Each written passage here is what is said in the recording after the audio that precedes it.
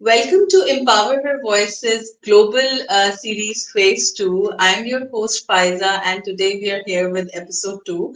And today we have an incredible guest with us, someone who has dedicated his life to the career, to his career of shaping the future of STEM education. So, when we talk about STEM education is actually the future of education, may it be any country or around the globe. And Matthew Richard is a trailblazer when it comes to STEM education. So he's the director of curriculum development at Steamoji, where he's on a mission to make STEM learning more engaging, innovative, and accessible for the children aged 3 to 18. And with over a decade of experience in education around UK and Canada, Matthew has been at the forefront of integrating modern technology, coding, engineering, and design into the classroom to make it more meaningful and more relatable for the learners. His work doesn't just stop at curriculum development, he's also passionate about STEM clubs, camps, and innovative learning experiences to make it more interesting for the learners as well. And it actually sparked curiosity, which is why the young minds are igniting with creativity when it comes to STEM education.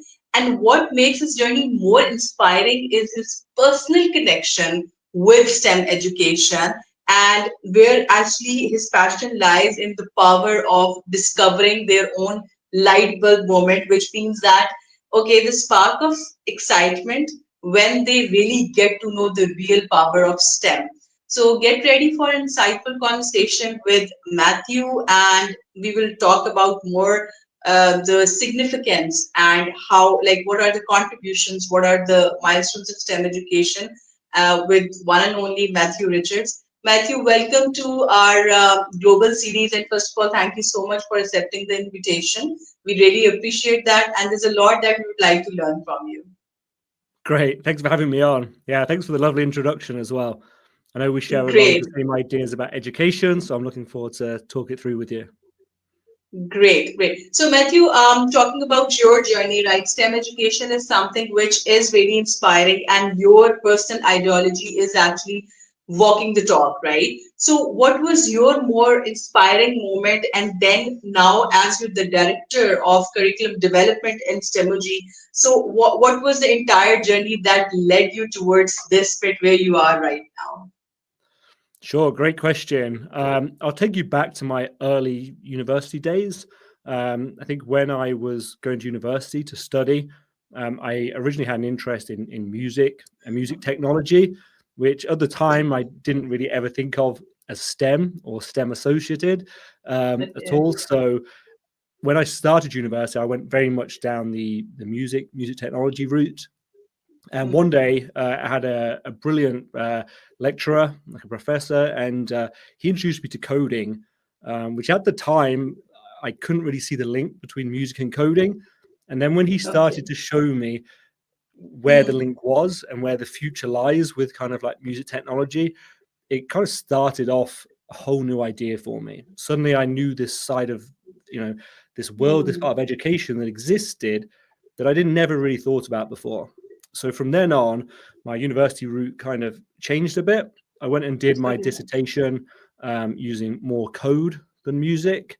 Um, Loved that. So I found a master's program that sort of specialized in that, which was kind of uh, it was still called music technology, but it was really focusing on the idea that the stuff you can do outside of our expectations of music, using code, using kind of interactive installations and stuff like this.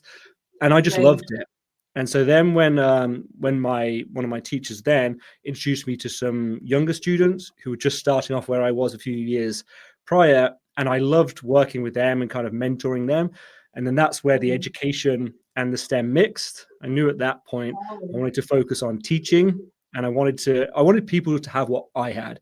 I wanted that moment where people suddenly say, I love STEM. Like STEM's great. I want to learn everything. You know, I want to code. I want to build. I want to get hands on. So Yeah. that's where I went from there. Did a postgrad in education. back in the UK with a focus Okay. on computer science. So I kind of shifted more to the computer science just because I knew that that's what schools in the UK needed at the time. Hmm. And from there, I went on into teaching in the UK at high school and then college level. And then since being in Canada, really focus on purely STEM and curriculum design. Hmm. Great. So it was truly an inspiring journey, and what an interesting intersection of STEM with the rest of it that you were doing. So, Yeah. Matthew, so now, like as you are leading the curriculum development at Steamoji, which is an international organization, so talking about STEM, still till to date in couple of countries, if I'm not wrong, if we talk about the country where you are right now and the country in which I'm sitting right now, STEM women and young girls in STEM is still like underrepresented, right? So there are barriers which have been observed, but as an educator, what have you witnessed, and what are the challenges that we as an educator need to navigate? Yeah, there definitely is. There's definitely barriers to STEM for lots of people, and especially women and young girls. Um, Hmm. the journey I just talked about, I got to have that light bulb moment, and that's because the people in front of me looked and sounded like me. So I had that role model Hmm. right in front, and I realized that not everyone gets that. Not everyone turns on Yeah. YouTube to watch a tutorial, joins a True. course, looks to people who are talking about an industry or a subject, and they don't see people that represent them. And I think that's quite a big issue currently. So, True. you're already on the back foot. If when I start out and I wanted to learn about STEM, there was lots of people that I could use as role models who I saw myself in. Mhm. And I don't think Okay. everyone, especially women and girls, are that lucky. I also Yes. don't think that a lot of the school curriculums are designed to ignite an interest for a lot of people. Teachers Hmm. try very hard, and there's some wonderful teachers out there, but school curriculums Correct. can be quite strict and designed around exams and stuff. So if you're already Ah. struggling to engage the whole market of young children, then I Mhm. think people who are less represented will fall off even more. So I think just not having enough role models, and there's fantastic ones out there, but maybe they're not the Mm. first ones that we reach when we start searching for these industries and these technologies. And that's what we Yeah. face at Steamoji as well. We want the kids that come into our academies to Mm. see people who they want to be when they grow up, see Mhm. fantastic role models in front of them. And I think that's currently a bit of a barrier at the moment. So role models, yes, I totally agree with you that, may it be any field, not just STEM, role models and the inspirations or the coach or the mentor, they're really important because once they're there, you can get the right guidance and can move forward accordingly. So, Matthew, I was just going through your profile and there were like lots of interesting stuff over there. And especially when it comes to STEM, it's more about this hands-on learning. It's more about this, being engaged on the surface and not just with the theory. So, what are the strategies?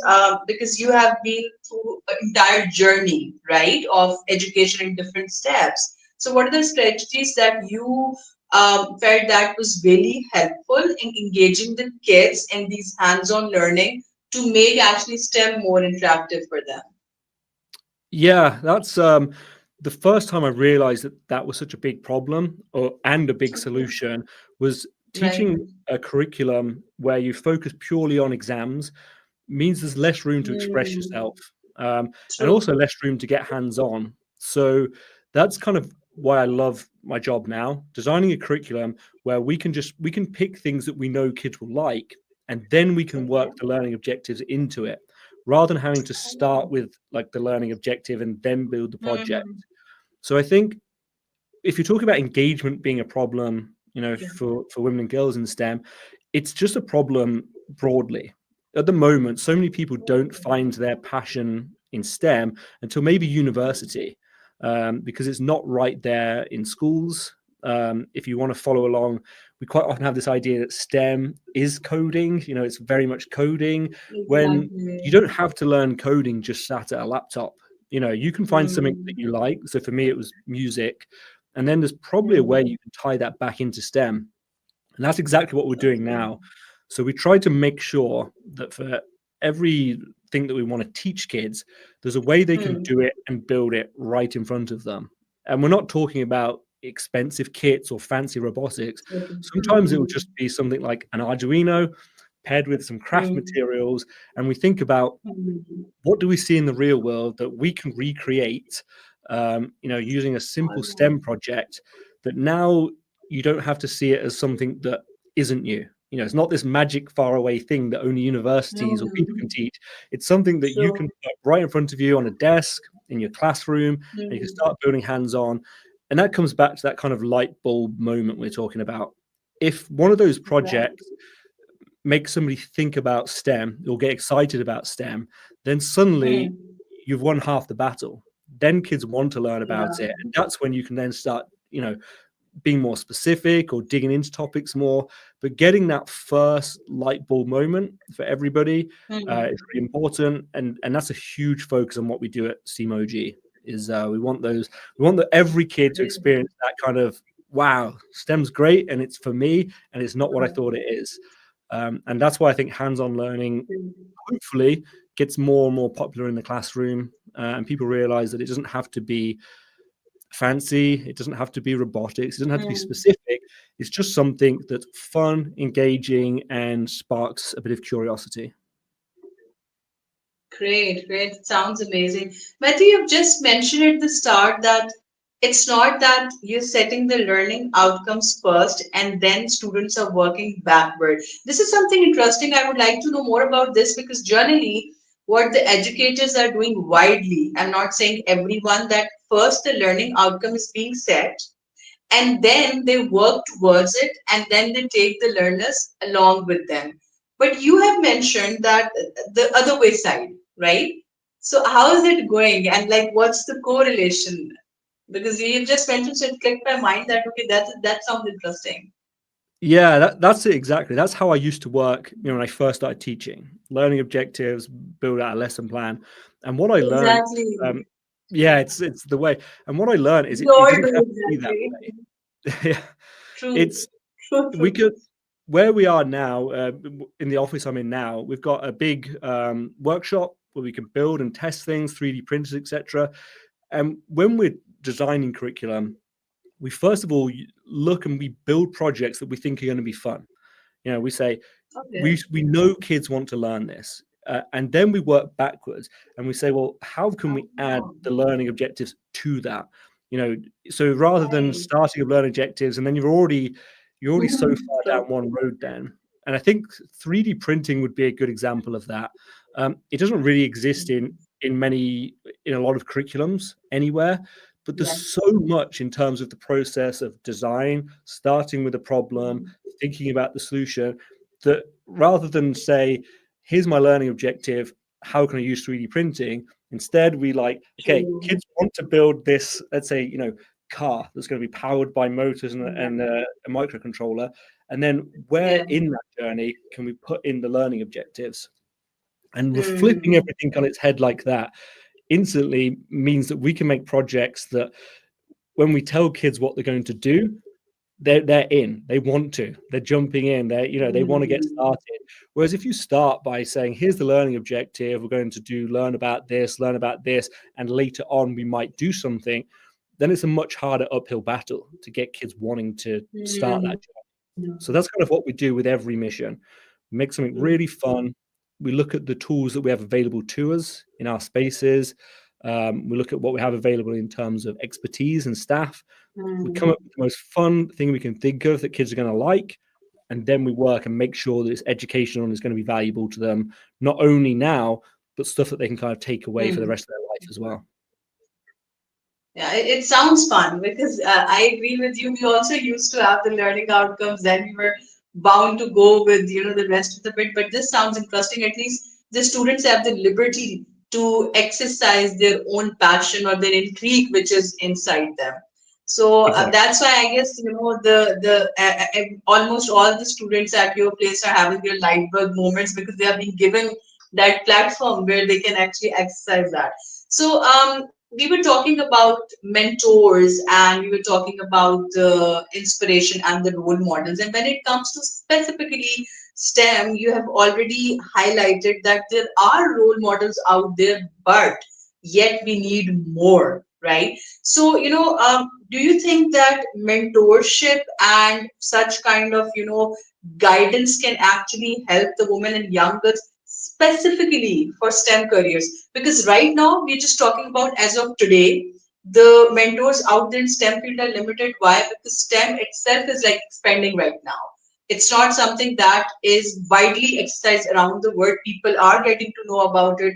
People are realizing the importance of STEM education, which is need of the hour. So, what would you like to say about this? Yeah, I think to your point, it will happen eventually, but it's going to come from, at the moment, if you just go out and you want to point people in the direction of someone who's interesting, it might be an online personality from STEM, it might be a course, then at the moment it's still male dominated. There's still Yeah, the big names true, out there in engineering, will true. still be male, even though there's so many fantastic women doing it. They still maybe don't yet have the profile. So what we have to do as educators is we have to just spend a bit more time thinking about our audience and who they might want to see or model themselves from, and spend that bit of extra time finding those people who are already there and they're doing it. They're just not Hmm. the first result. So, if you think about, I went to a girls and STEAM event in Vancouver recently, and they had some fantastic speakers at the event, and they were Oh, so wow. passionate and they were such great speakers, but I probably wouldn't have heard about them if I hadn't gone to that event, you know. Whereas Hmm. now, thinking like that, if you're a classroom teacher, you can find those Yeah, people. You just have to, they might not be the first thing that comes to mind. So I think it's just that exactly. we have to be extra mindful now and promote Hmm. people who aren't as well promoted. And then hopefully that by the time the next generation have already been through that, they'll be the ones that Yeah, are. They'll be the ones that hopefully we don't yeah, have to look deeper down for these true. great role models because they will be there. So I think it's just being a bit extra mindful about who's in front of you in your space, whoever it Hmm. is. Can they picture themselves, when they're watching a tutorial or following a teacher or listening to a podcast even, are the people who are listening to it represented in that space? Because if they're Yeah. not, they're going to find it a lot harder Hmm. to picture themselves being able to do it. And that's where you kind of lose this idea of, oh, it can't be me. Like this stuff's cool, but it Exactly. can't be me because I'm not represented in that room anywhere. So we True. have to do it at Steamoji as well. We have to find presenters and teachers and people Okay. that deliver the content who represent a wide range of people. Hmm. And they've got to be entertaining as well, and they've got to be great. And Hmm. there's so many fantastic people out there who are doing it. And even if you think Great. about something current like AI, I was listening to some YouTube talks just on AI Okay. recently, and there's so many women holding high roles in some of these big companies that are coming out of AI who maybe don't pop up as much as they should, but they are there. So it's Hmm. just spending a bit of extra time and thinking like, who are these people? What do they do? Even if it's not your Hmm. first search result or not course, find them, put them on your platform, and then hopefully in 1 or 2 generations, it will organically start to level out more. True, true. And you have raised a very good point while you were sharing this that, when you visited that place for the conference, then you got to know about those people. So networking is really, really, really crucial because at times when we are sitting in our own space, we're not aware of the, advancements, or we're not aware of the people who are actually, making ripple effect in the same field, or like, vice versa. So this is also very important, and I'm sure that, as you said, that it will organically grow till the time our generations are going to be out there, and then we'll have like plenty of mentors around us. So, Matthew, it was a really, insightful conversation with you, and the way you have actually make it sound was really interactive, and I'm sure the student must be enjoying that because when it comes to education, particularly curriculum, right? So the kind of emotions or feeling attached with this word is word curriculum is somehow in the past, because the curriculum delivery was more of like the rote learning. But thanks God, now the word education word has evolved and still evolving, that now they're moving towards concept based learning. And it's because of all these skill based education which is coming from STEM and IB and other like education systems. So before that, we wrap it up. So being an educator and being there, who is like working tremendously for the upscaling and for the promotion of STEM education, and particularly as what I've also felt that your entire ideology is revolving around how you can make it more interactive, how you can make it more engaging for the kids. So, STEM career is something which will come once the girls or the women they are done with their education. So, do you think that STEM education is going to play some role to make them pursue towards their career if they're particularly interested in STEM? And if yes, what are they supposed to do as of today? Okay, fine. If there's a girl out there and she would like to pursue and she is facing hurdles and she is going to face the hurdles, how can she navigate that? What is your piece of advice for all those young girls and women who would wish to pursue their careers in STEM? Yeah, that's a great question. The first part of that, I fully think that it will come from adding it earlier and earlier into education. I think, Right. the earlier you can get people involved in STEM, and the Yeah. longer you can keep them interested, the better it will be. If people now have an interest and they're not sure where to start, especially girls and women in STEM who maybe don't feel like they've got a place right now that's kind of helping support them, then I think you need to, first of all, you can look for global opportunities. There's so many great initiatives out there. There's kind of things like Girls Who Code, where they're encouraging people to learn coding from day one, join a community of Mm. other girls who have an interest there, but maybe don't have people in their close network who have the same interests. So instead, you're joining this global movement where you feel part of it. And then you can take your journey all the way from learning a subject to sharing it with other people in that community. So you get that kind of, you get that support. Mm. That's going to be really important for anyone who's starting out in STEM. Mm. And then I think, as well as the global initiatives, there's a lot of local ones out there. You know, it'll be different where you are for everybody, but where I am right now, we're lucky in that there's organizations like Science World, and they're already putting stuff on all throughout the year, all throughout events. So keeping an eye on that, sort of being proactive and looking for it and finding a way into that. Mm. I think there is stuff out there. And if you can't do it in person, then there's lots of stuff online as well. There's lots of community groups who are actively True. creating stuff for girls and women to join STEM with zero knowledge. So you can really start from that kind of very, very, Mm. you know, first idea. Never coded ever before. There's still something out there that's going to welcome you in and say, hey, here's the first thing we're going to do. Here's a lot of people Yeah. like you who are at the same part of the journey. So I really encourage people just to not be put off by the kind of idea that it's hard to enter STEM, or STEM means a specific thing, or it means engineering or True. very hard math or something. Mm. It can literally be someone who's never touched any side of STEM in their life, and they've seen something like a video game, like, I wouldn't mind making that. Or they see Yeah. something in AI or robotics where they're like, hey, I wouldn't mind doing that. The great thing about STEM is you Yes. can start so small. You can find free Mm. resources online, that will get you up and running. So all you really need is a slight interest in something, and then you just go and find the best way to start.